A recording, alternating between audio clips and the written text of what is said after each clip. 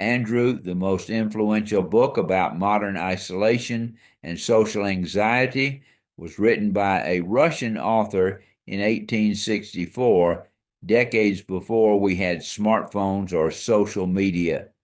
Pappy. How does a 19th century novel capture the struggles of today's digital age so perfectly? Let's discuss it, Andrew. Dostoevsky's Notes from Underground features this narrator who's essentially doing what millions of people do today, sitting alone in his room, writing bitter manifestos about society and his alienation from it. Hmm. So it's like he predicted the rise of online rants and social media manifestos? Andrew, I'm impressed how quickly you catch on being an ABURN student. And here's what's interesting. The underground man exhibits all these behaviors we now associate with internet culture. He's constantly overthinking everything, deliberately trying to provoke reactions, and then feeling terrible about it afterward. Pappy, I caught that a burn jab. That's such a modern parallel. How does this play out in the actual story? Well, there's this incredible scene where he crashes a dinner party. Think of it like someone deliberately starting drama in a group chat. He shows up uninvited, makes everyone uncomfortable, picks fights, and then obsesses about it for years afterward. You know, that reminds me of how people sometimes sabotage their own social media presence. What drives someone to act that way? Andrew, that's where Dostoevsky's genius comes in. He shows how it's all tied to this desperate need to prove free will exists. The underground man would rather make terrible choices deliberately than feel like he's just following society's script. Pappy, it's like when people post controversial takes just to prove they can think independently. Touchdown, Andrew. And here's the wild part.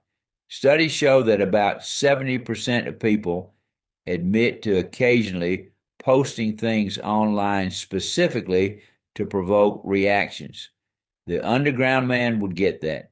Pappy, that's such a striking statistic. How does the book handle the psychological impact of this behavior? Well, there's this fascinating tension between isolation and connection.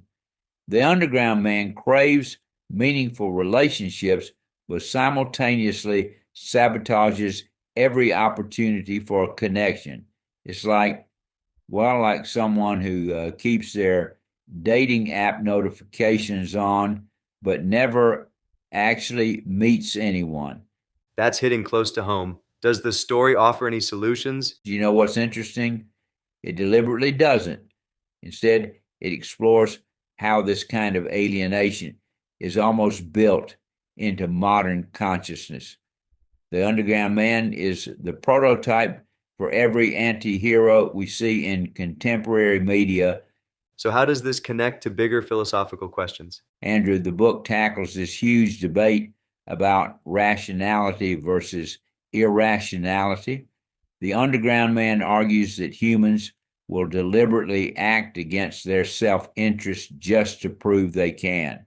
It's like, when you know you should go to bed, but you keep scrolling through social media anyway.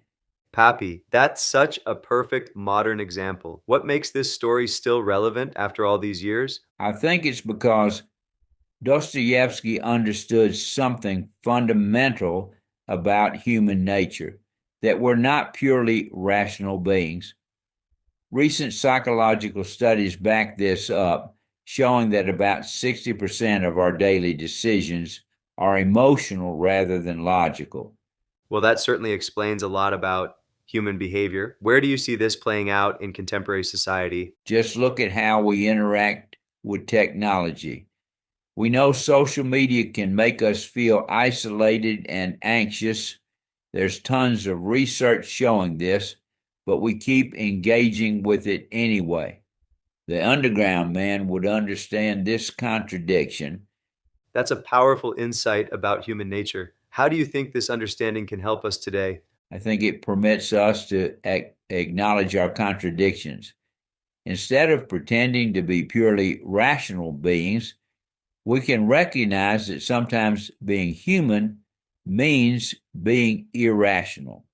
And maybe, just maybe, that's not always a bad thing. Pappy, so what's the key takeaway for our modern world? Andrew, I'd say it's that our current struggles with digital isolation and social anxiety aren't new. They're just new versions of age-old human experiences. Understanding this might help us feel less alone in our underground moments.